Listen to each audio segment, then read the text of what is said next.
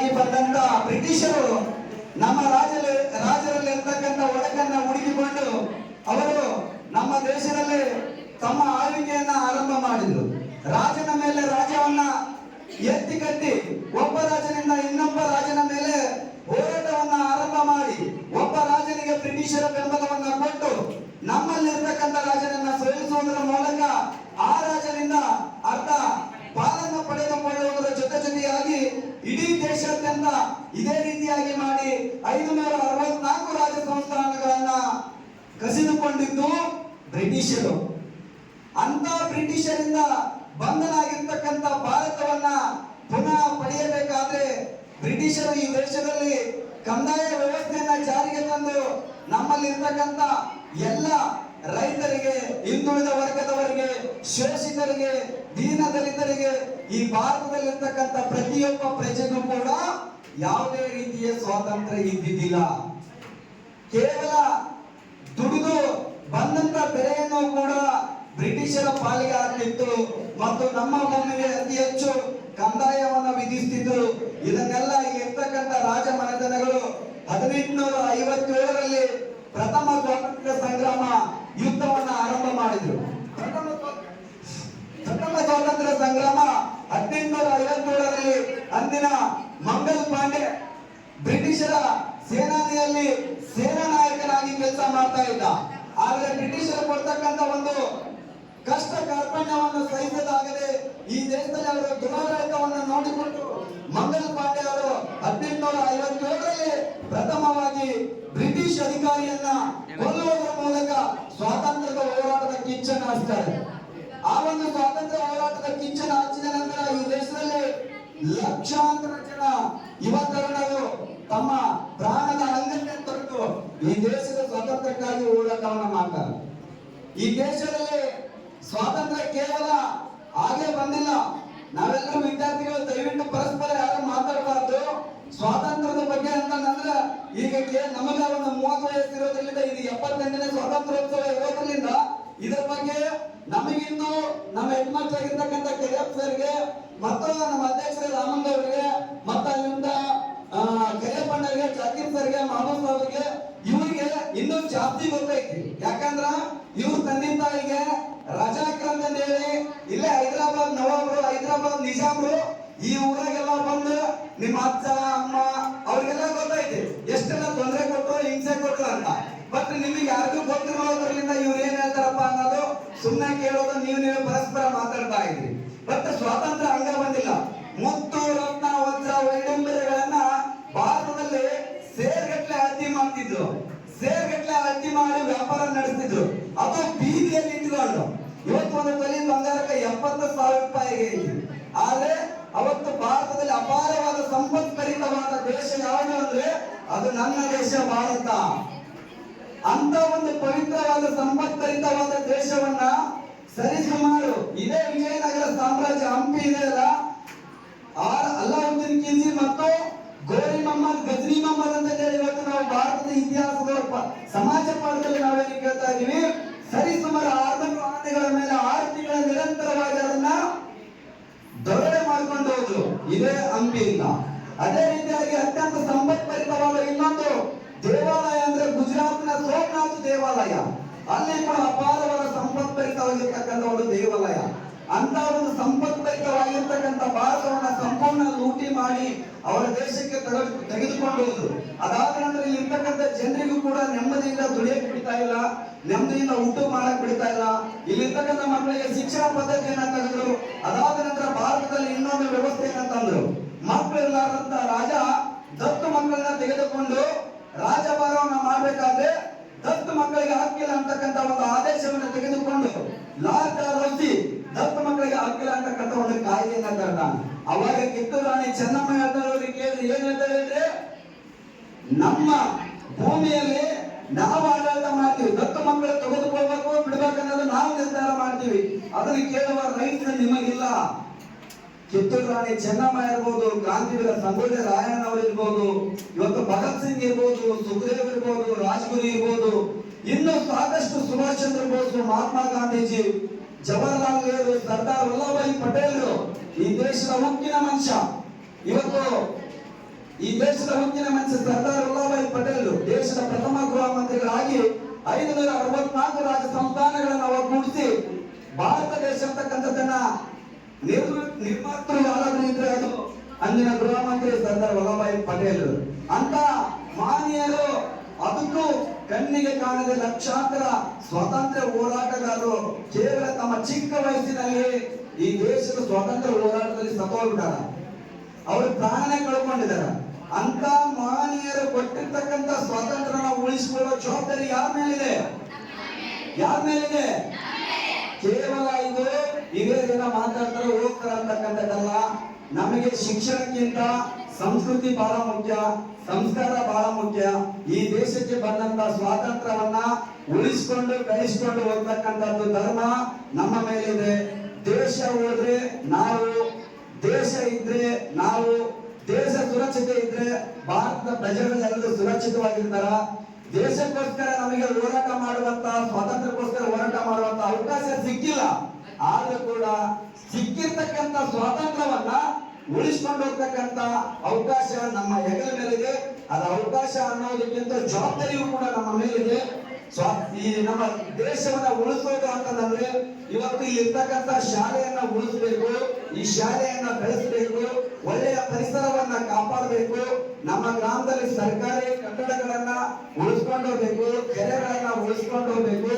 ಇಲ್ಲಿಂದ ಹಲವಾರು ನಮ್ಮ ಮೇಲೆ ಏನಿದೆ ಮೂಲಭೂತ ಸಂಪನ್ಮೂಲಗಳನ್ನ ಕೇಳಿರಲ್ಲ, ಮೂಲಭೂತ ಸಂಪನ್ಮೂಲಗಳಂದ್ರೆ ಕೇಳಿರಲ್ಲ, ಗಾಳಿ, ಬೆಳಕು, ನೀರು, ಆಹಾರ ಇದೇನಿದೆಯಲ್ಲ, ನಮಗೆ ಇವೆಲ್ಲ ಎಷ್ಟು ಅವಶ್ಯಕತೆ ಇದೆ. ನಮ್ಮ ಗ್ರಾಮದಲ್ಲಿರ್ತಕ್ಕಂಥ ಕೆರೆಗಳಿರ್ಬೋದು, ಶಾಲೆಗಳಿರ್ಬೋದು, ಪಂಚಾಯತಿಗಳಿರ್ಬೋದು, ಸರ್ಕಾರಿ ಕಟ್ಟಡಗಳು ಉಳಿಸಿಕೊಂಡು ಹೋಗ್ತಕ್ಕಂಥ ಜವಾಬ್ದಾರಿ ಕೂಡ ನಿಮ್ಮೆಲ್ಲರ ಹೆಗಲ ಮೇಲಿದೆ. ಅದೇ ರೀತಿಯಾಗಿ ಈ ಒಂದು ಕಾರ್ಯಕ್ರಮದಲ್ಲಿ ಕೈಗೊಂಡಾಗ ಇವತ್ತು SSLC ವಿದ್ಯಾರ್ಥಿಗಳಿಗೆ ಬೆಳ್ಳಿ ನಾಣ್ಯವನ್ನ ಕೊಟ್ಟರು. ಅದು ಸಣ್ಣ ಹುಡುಗಾಟದ ಮಾತಲ್ಲ, ಅವರ ಒಂದು ಶಿಕ್ಷಣ ಪ್ರೇಮ ಇವತ್ತು ಕೇವಲ ಎಷ್ಟೋ ಜನ ಬಾಯಿಲೆ ಹೇಳಿ ಈ ರೂಮ್ನಾಗಿದ್ದು ಹೇಳಿ ಹೊರಗೆ ಹೋದ ತಕ್ಷಣ ನನ್ನ ಮರೆತು ಬಿಡ್ತಾರ. ಬಟ್ ಅವ್ರ ಹಂಗಲ್ಲ, ಹಲವಾರು ದಿನಗಳಿಂದ ಅವರು ಈ ಶಾಲೆಗೆ, ಈ ಶಿಕ್ಷಣಕ್ಕೆ ಅಥವಾ ಕ್ರೀಡೆಗೆ ಅಥವಾ ಅತ್ಯಂತ ಹೆಚ್ಚಿನ ರೀತಿಯಲ್ಲಿ ಸಪೋರ್ಟ್ ಮಾಡ್ತಾ ಬಂದಿದ್ದಾರೆ. ಅಂತವ್ರನ್ನ ಕೂಡ ನಾವು ಸ್ಮರಿಸಬೇಕು. ಅದಾದ ನಂತರ ನಮ್ಮ ಕುಷ್ಟಗಿ ಹನುಮಂತಣ್ಣನವರು ನಿಜವಾಗಿ ಹೇಳ್ಬೇಕಂದ್ರೆ ಅವರು ಕೊಡುಗೆ ದಾನಿಗಳಿದ್ದಾರೆ. ಕುಷ್ಟಗಿ ಹನುಮಂತಣ್ಣನವರು ವೈಯಕ್ತಿಕವಾಗಿ ನಮ್ಮಗಳಿಗೆ ಹೆಂಗೇ ಇರಲಕ್ಕ, ನಾವು ಯಾವುದೇ ಕಾರ್ಯಕ್ರಮಕ್ಕೆ ಹೋಗಿ ಏನೇ ಸ್ಪಾನ್ಸರ್ ಕೇಳಿದ್ರು ಕೂಡ ಅವ್ರು ಯಾವತ್ತೂ ಇಲ್ಲಂದಿಲ್ಲ, ಎಲ್ಲರಿಗಿಂತ ಹೆಚ್ಚಿನ ರೀತಿಯಿಂದ ಅವ್ರು ನಮಗೆ ಸಪೋರ್ಟ್ ಮಾಡಿದರೆ ಎಲ್ಲ ಕಾರ್ಯಕ್ರಮಕ್ಕೂ ಕೂಡ ಅವ್ರನ್ನೂ ಕೂಡ ತುಂಬ ಹೃದಯದ ಧನ್ಯವಾದಗಳು. ಅದೇ ರೀತಿಯಾಗಿ ಕರಿಯಪ್ಪ ಬೇನಾಳಿ ಅಣ್ಣನವರಿಗೂ ಕೂಡ ತುಂಬ ಹೃದಯದ ಧನ್ಯವಾದಗಳು. ಇವತ್ತಿನ ಕಾಲಮಾನದಲ್ಲಿ ಮೆಡಿಕಲ್ ಓದೋರಿಗೆ 1 ಲಕ್ಷ ರೂಪಾಯಿ ಕೊಡೋದು ಅಂದ್ರೆ ಹುಡುಗಾಟದ ಮಾತಲ್ಲ. ಆದ್ರೂ ಕೂಡ ಕರಿಯಪ್ಪಣ್ಣನವರು ಇವತ್ತು ಮೆಡಿಕಲ್ ಓದ್ತಕ್ಕಂಥ ವಿದ್ಯಾರ್ಥಿಗಳಿಗೆ 1 ಲಕ್ಷ ಘೋಷಣೆ ಮಾಡಿದರೆ ಅದು ಕೂಡ ನಮಗೆ ಸಂತೋಷ ತಂದಿರತಕ್ಕಂಥ ವಿಷಯ. ಕರಿಯಪ್ಪಣ್ಣನವರ ಜೊತೆಯಲ್ಲಿ ನೀಟ್ ಪರೀಕ್ಷೆಗೆ ಆಯ್ಕೆಯಾಗಿರ್ತಕ್ಕಂಥ ವಿದ್ಯಾರ್ಥಿಗೆ ಅದರಲ್ಲೇ ಅತಿ ಹೆಚ್ಚು ಯಾರು ಮಾಡಿರ್ತಾರ ಅಂತ ವಿದ್ಯಾರ್ಥಿಗೆ ವರ್ಷಕ್ಕೆ 25,000 ರೂಪಾಯಿ ನಾನು ಕೂಡ ಕೊಡ್ತಾ ಇದ್ದೀನಿ. ಇದು ಕೇವಲ ಮಾತಲ್ಲ, ಆತ್ಮಸಾಕ್ಷಿಯಾಗಿ ಪ್ರಮಾಣಿಕತೆಯಿಂದ ಯಾರೇ ನೀಟ್ ಮಾಡ್ತೀನಿ ಅಂತ ನೀಟ್ ಪ್ರಯತ್ನದಲ್ಲಿ ಬಂದು ಮೆಡಿಕಲ್ ಮಾಡಿದವರಿಗೆ ನನ್ನ ಕಡೆಯಿಂದ ಕೂಡ 25,000 ರೂಪಾಯಿ ಇರುತ್ತಾ. ಅದಾದ ನಂತರ ಈ ಒಂದು ಶಾಲೆಗೆ ನನ್ನ ಕಡೆಯಿಂದ ಈ ವರ್ಷ ಇವತ್ತಾದ್ರೂ ಖರೀದಿ ಮಾಡಲಿ, ಇನ್ನು 8 ದಿನ ಬಿಟ್ಟಾದ್ರೂ ಖರೀದಿ ಮಾಡಲಿ, 2 CCTVಗಳನ್ನ ನಾನು ಕೊಡಿಸ್ಲಿಕ್ಕೆ ನನ್ನ ಆತ್ಮಸಾಕ್ಷಿಯಾಗಿ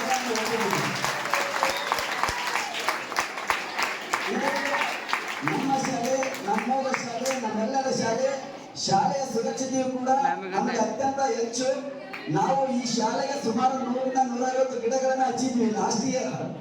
ಶಾಲೆ ಚೆನ್ನಾಗಿರ್ಲಿ, ಶಾಲೆಯಿಂದ ಕೂಡ ಒಳ್ಳೆ ವಾತಾವರಣ ಬೆಳೀಲಿ, ವಿದ್ಯಾರ್ಥಿಗಳ ಟೆಸ್ಟ್ ಅವ್ರನ್ನ ಬರಿಬೇಕಂದ್ರೆ ಗಿಡದ ಬುಡಕ್ಕೆ ಕುಂತ್ಕೊಂಡು ಬರೀಲಿ, ಅಲ್ಲಿಂದ ಊಟಕ್ಕೆ ಗಿಡದ ಬುಡಕ್ಕೆ ಕುಂತ್ಕೊಂಡು ಊಟ ಮಾಡ್ಲಿ ಅಂತೇಳಿ ಸುಮಾರು ಒಂದು 100 ಗಿಡ ಹಚ್ಚಿದ್ದೆ ನಾನು ಹಿಂದ. ಆ ಗಿಡ ಉಳಿಸ್ತಕ್ಕಂಥ ಕಾರ್ಯನ ಶಾಲೆ ವಿದ್ಯಾರ್ಥಿಗಳು ಯಾರು ಮಾಡಲಿಲ್ಲ. ಆಮೇಲೆ ಈ ಕಂಪೌಂಡ್ ಇರಲಿಲ್ಲ ಆ ಸಮಯದಲ್ಲಿ, ಈಗ ಕಂಪೌಂಡ್ ಆಗಿದೆ.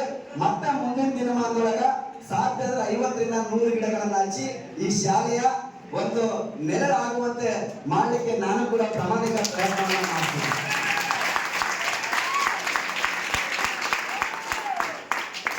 ಮತ್ತೊಮ್ಮೆ ಎಲ್ಲರಿಗೂ 78ನೇ ಸ್ವಾತಂತ್ರ್ಯೋತ್ಸವ ದಿನಾಚರಣೆಯ ಪ್ರಯುಕ್ತ ಶುಭಾಶಯಗಳನ್ನ ಕೋರುತ್ತಾ, ನನ್ನನ್ನು ಕೂಡ ಕರೆಸಿ ಒಂದು ಕಾರ್ಯಕ್ರಮದಲ್ಲಿ ಮಾತಾಡಲಿಕ್ಕೆ ಅನುವು ಮಾಡಿಕೊಂಡಿರ್ತಕ್ಕಂಥ ಮುಖ್ಯೋಪಾಧ್ಯಾಯರಿಗೆ ಮತ್ತು ಇನ್ನೊಂದು ಮಾತು, ನಮ್ಮ SDMC ಅಧ್ಯಕ್ಷರ ಬಗ್ಗೆ ಒಂದು ಮಾತು ಹೇಳಬೇಕು.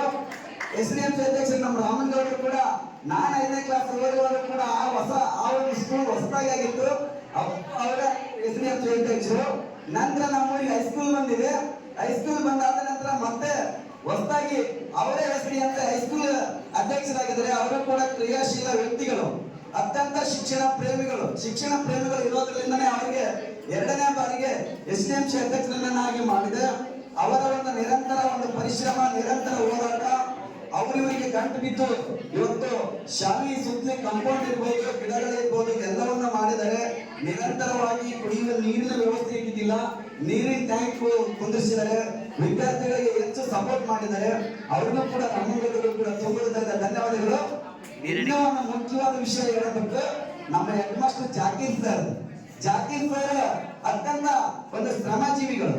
ಶಿಕ್ಷಣಕ್ಕಿಂತ ಸಂಸ್ಕಾರ ದೊಡ್ಡದಂತ ಒಂದು ಮಾತು ಹೇಳಿದೆ ನಾನು. ಕೇವಲ ಅಕ್ಷರ ಜ್ಞಾನ ಇದ್ರೆ ಸಾಲದ ಜೀವನದೊಳಗ. ಸಂಸ್ಕಾರ ಅಂತಕ್ಕಂಥದ್ದು ನಾವು ಯಾರ ಜೊತೆ ಹೆಂಗ್ ನಡ್ಕೋಬೇಕು, ನಾವು ಉಟ್ಕೊಳ್ತಕ್ಕಂಥ ಉಡುಗೆ ತೊಡುಗೆಗಳು ಹೆಂಗಿರ್ಬೇಕು, ನಾವು ಜನಗಳ ಜೊತೆಗೆ ಹೆಂಗ್ ನಡ್ಕೊಳ್ಬೇಕು, ನಮ್ಮ ವೇಷಭೂಷಣಗಳು ಯಾವ ರೀತಿಯಾಗಿರ್ಬೇಕು. ಇವತ್ತು ಎಷ್ಟೋ ವಿದ್ಯಾರ್ಥಿಗಳ ಹಣೆ ಮೇಲೆ ಇವತ್ತು ವಿಭೂತಿ ಮತ್ತು ಕುಂಕುಮ ಕಾಣ್ತಾ ಇದೆ. ಇದು ನಮ್ಮ ಭಾರತೀಯ ಸಂಸ್ಕೃತಿಯ ನಮ್ಮ ಹೈಸ್ಕೂಲಿನ ಮುಖ್ಯೋಪಾಧ್ಯಾಯರಾಗಿರ್ತಕ್ಕಂಥ ಜಾಕೀರ್ ಸರ್ ಮತ್ತು ಎಲ್ಲ ಸಹ ಶಿಕ್ಷಕರಿಗೂ ಕೂಡ ಈ ಒಂದು ಕ್ರೆಡಿಟ್ ಸಂದತೆ. ಅದೇ ರೀತಿಯಾಗಿ ಹೆಣ್ಮಕ್ಳದಾಯ್ತು, ಈಗ ಗಂಡ್ಮಕ್ಳದು. ಇವತ್ತಿನ ಕಾಲದಾಗ ಅದು ಯಾಪುಲಿ ಕಡಿಮೆ ಬಂದದಂತೆ ಎಲ್ಲ ಹುಡುಗರು ಅರ್ಧ ತಲೆ ಬಿಡಿಸ್ಕೊಂಡು ಅಡ್ಡಾಡ್ತಾ ಇದ್ರು. ಆದ್ರೆ ನಮ್ಮ ಆಲೋಕಿ ಹೈಸ್ಕೂಲ್ ನಲ್ಲಿ ವಿಶಿಷ್ಟತೆಯಿಂದ ಎಲ್ಲಾ ವಿದ್ಯಾರ್ಥಿಗಳು ಕೂಡ ತುಂಬಾ ನೀಟಾಗಿ ಕಟಿಂಗ್ ಮಾಡಿಸ್ಕೊಂಡ್ ಬಂದಿದ್ದಾರೆ. ಅದಕ್ಕೋಸ್ಕರ ಎಲ್ಲ ವಿದ್ಯಾರ್ಥಿಗಳಿಗೂ ಕೂಡ ಶಿಕ್ಷಕರ ಮಾತಿನಂತೆ ಪರಿಪಾಲನೆಯನ್ನ ಮಾಡ್ತಾ ಇದ್ರಿ. ನಿಮಗೂ ಕೂಡ ತುಂಬ ಧನ್ಯವಾದಗಳು. ಎಲ್ಲರೂ ನಮ್ಮನ್ನ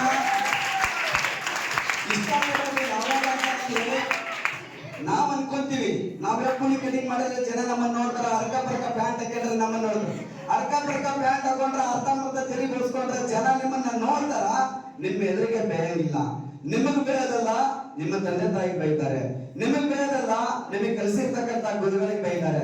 ದಯವಿಟ್ಟು ನನ್ನ ನಂಬರ್ ರಿಕ್ವೆಸ್ಟ್, ಯಾರು ಅರ್ಧ ತೆಲಿ ಬಿಡಿಸ್ಕೋಬೇಡ್ರಿ, ಅರ್ಧ ಕಟಿಂಗ್ ಮಾಡಿಸ್ಕೋಬೇಡ್ರಿ, ಅರ್ಕ ಬರ್ಕ ಪ್ಯಾಂಟ್ ಹಾಕೋಬೇಡ್ರಿ. ಶಿಕ್ಷಣ ಅಂತಕ್ಕಂಥದ್ದು ಬಹಳ ದೊಡ್ಡದಿದೆ. ಇದು ಕೇವಲ ನೀವು ಈಗ 9ನೇ ಕ್ಲಾಸ್ 8ನೇ ಕ್ಲಾಸ್ 10ನೇ ಕ್ಲಾಸಿಗೆ ಬಂದಿದ್ದೀರಿ. 1ನೇ ಮೆಟ್ಲು ಇನ್ನೂ ಬೆಳೆಯಕ್ಕೆ ಬಂದಿದ್ದೀರಿ. ಜೀವನದೊಳಗ ಜೀವನ ಅನ್ನೋದು ಇನ್ನು ಬಹಳ ದೊಡ್ಡದಿದೆ. ಹೋಗ್ರಿ, ಒಳ್ಳೆ IAS ಆಫೀಸರ್ ಆಗ್ರಿ, KAS ಆಫೀಸರ್ ಆಗ್ರಿ, ಹೈಯೆಸ್ಟ್ ಪರ್ಸೆಂಟೇಜ್ ಮಾಡಿ ಸೈನ್ಸ್ ಮಾಡ್ರಿ, ಡಿಪ್ಲೊಮಾ ಮಾಡ್ರಿ, ಒಳ್ಳೊಳ್ಳೆ ಕೋರ್ಸ್ ಮಾಡ್ರಿ, ಡಾಕ್ಟರ್ ಆಗ್ರಿ, ಇಂಜಿನಿಯರ್ ಆಗ್ರಿ. ಅದು ಮಿಕ್ಕಿ ನೀವು IAS KAS ಓದ್ತೀನಿ ಅಂತಂದ್ರೆ ಇನ್ನೊಂದು ನಮ್ಮ ದಾವಣಗೆರೆಯಲ್ಲಿ ವಿನಯ್ ಕುಮಾರ್ ಅಂತ ಹೇಳಿ ಇನ್ಸ್ಟಿಟ್ಯೂಟ್ ಮಾಡಿದ್ದಾರೆ. ಇಡೀ ದೇಶಾದ್ಯಂತ ಅದವರು. ಅವ್ರ ಕಡೆಯಿಂದ ನಮ್ಮ ಕೊಪ್ಪಳ ತಾಲೂಕಿನಲ್ಲಿ ಇರ್ತಕ್ಕಂಥ ವಿದ್ಯಾರ್ಥಿಗಳಿಗೆ ಕಡಿಮೆ ಅಮೌಂಟ್ ಅಲ್ಲಿ ಇದನ್ನ ಮಾಡಿ ನಿಮಗೆ IAS KAS ಕೋಚಿಂಗ್ ಹಚ್ಚಿ ಬರೋ ಜವಾಬ್ದಾರಿ ಕೂಡ ನನ್ನ ಮೇಲಿದೆ. ನಾನು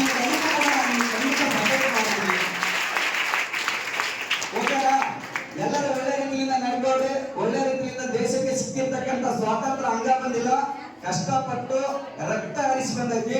ಆ ಸ್ವಾತಂತ್ರ್ಯ ಹೋರಾಟಗಾರನ ನೀವೆಲ್ಲರೂ ಹೀರೋಗಳಾಗಿ ಸ್ವೀಕಾರ ಮಾಡಿ. ಯಾರ ಡಿ ಬಾಸು ಬೇಕಾಗಿಲ್ಲ, ಎ ಬಾಸು ಬೇಕಾಗಿಲ್ಲ, ಯಾರ ರಾಜವೀನು ಬೇಕಾಗಿಲ್ಲ. ಅವರೆಲ್ಲರೂ ನಮ್ಮ ದುಡ್ಡಿನಿಂದ ಶ್ರೀಮಂತರಾಗಿರೋರು, ನಮ್ಮ ದುಡ್ಡಿನಿಂದ ಅವರು ಶ್ರೀಮಂತರಾಗಿರೋರು. ಅವ್ರ ದುಡ್ಡಿನಿಂದ ನಾವಲ್ಲ. ನಮ್ಮ ತಂದೆ ತಾಯಿಗಳು ನಮಗೆ ಹೀರೋ. ಯಾರು ಹೀರೋ ನಮಗೆ? ನಮ್ಮ ತಂದೆ ತಾಯಿಗಳು ನಮಗೆ ಹೀರೋ. ನೆಕ್ಸ್ಟ್ ಯಾರು ಹೀರೋ ಅಂತಂದ್ರೆ ನಮ್ಮ ಗುರುಗಳು. ನಮ್ಮ ಜೀವನದುದ್ದಕ್ಕೂ ದಾರಿ ತೋರಿಸೋರು ಯಾರು? ನಮ್ಮ ಗುರುಗಳು ನಮಗೆ ಹೀರೋಗಳು. ಅದಕ್ಕೆ ದಯವಿಟ್ಟು ಹೀರೋಗಳನ್ನಾಗಿ ಸ್ವೀಕಾರ ಮಾಡೋದಾದ್ರೆ ತಂದೆ ತಾಯಿನ ಸ್ವೀಕಾರ ಮಾಡಿ, ನಂತರ ಗುರುಗಳನ್ನ ಸ್ವೀಕಾರ ಮಾಡಿ, ಅದಾದ ನಂತರ ಈ ದೇಶಕ್ಕೆ ತಮ್ಮ ಪ್ರಾಣವನ್ನ ಬಲಿ ಕೊಟ್ಟಿರ್ತಕ್ಕಂಥವ್ರು ಏನಿದ್ದಾರೆ ಸ್ವತಂತ್ರ ಹೋರಾಟಗಾರರು, ಅವ್ರನ್ನ ನಿಮ್ಮ ಹೀರೋಗಳಾಗಿ ಸ್ವೀಕಾರ ಮಾಡಿ. ಕಿತ್ತೂರು ರಾಣಿ ಚೆನ್ನಮ್ಮ, ಒಕ್ಕೆ ಹೋಗುವ ರಾಣಿ ಅಬ್ಬಕ್ಕ, ಎಂತೆಂತ ಮಹನೀಯರಿದ್ದಾರೆ, ಝಾನ್ಸಿ ರಾಣಿ ಲಕ್ಷ್ಮೀಬಾಯಿ, ಅಂತವ್ರನ್ನೆಲ್ಲ ಸ್ವೀಕಾರ ಮಾಡಿ.